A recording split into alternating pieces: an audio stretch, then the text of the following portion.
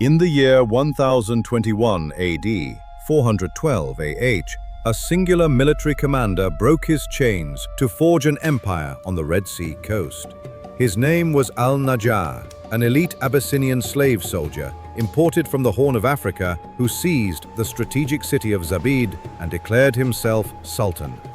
Najah was a brilliant anomaly, fiercely loyal to Sunni orthodoxy, hyper-literate, and possessing an unyielding command over thousands of African military slaves.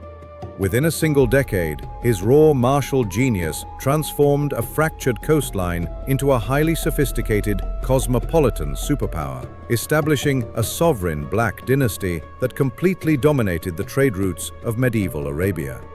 But Najah's glory cast a menacing ideological shadow over the mountains. Rising sharply to the east, the rugged Haraz peaks belonged to the Sulayhid dynasty, a proud Arab lineage fiercely loyal to the Ismaili Shia Fatimid Caliphate of Cairo. To these mountain lords, the Sunni African-led monarchy on the plains was an illegal occupation. For generations, the Sulayhids waged an unyielding, downward war of elimination. In 1060 AD, approximately 452 AH, they successfully assassinated the dynasty's patriarch, Najah, via a poisoned concubine, forcing his sons into a temporary, desperate exile across the Indian Ocean to Dalak and India. Yet, the slave kings returned, reconquering the plains and heavily fortifying their circular capital. When the Sulayhids forged a massive military alliance with the wealthy merchant princes of the Zuraid dynasty of Aden. This formidable Shia coalition launched a catastrophic, multi-front siege against Zabid's eastern ramparts. Though the Najahid regiments held the line through sheer tactical resilience, Zabid was a solitary Sunni island, locked in a permanent war footing against a surrounding sea of hostile foes. The structural decay of the Najahid state began to fester, shifting dramatically from external battlefields to the dark corridors of the royal palace. The stable line of succession was violently shattered. The young, inexperienced Sultan al-Mansur ibn Fatik was brutally poisoned within his private chambers, the tragic consequence of a bitter sibling rivalry with his brother, Prince Musaddad, over a highly prized palace-singing slave girl. The sudden regicide left the crown resting upon the head of an infant puppet king, Fatik II. The civilian bureaucracy struck.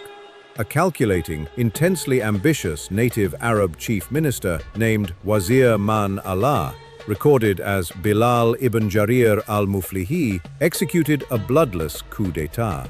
Seizing the physical keys to the imperial treasury, the wazir established a ruthless civil dictatorship. To cement his absolute grip on the state, Man Allah turned his wrath directly upon the dowager queen Sharafa.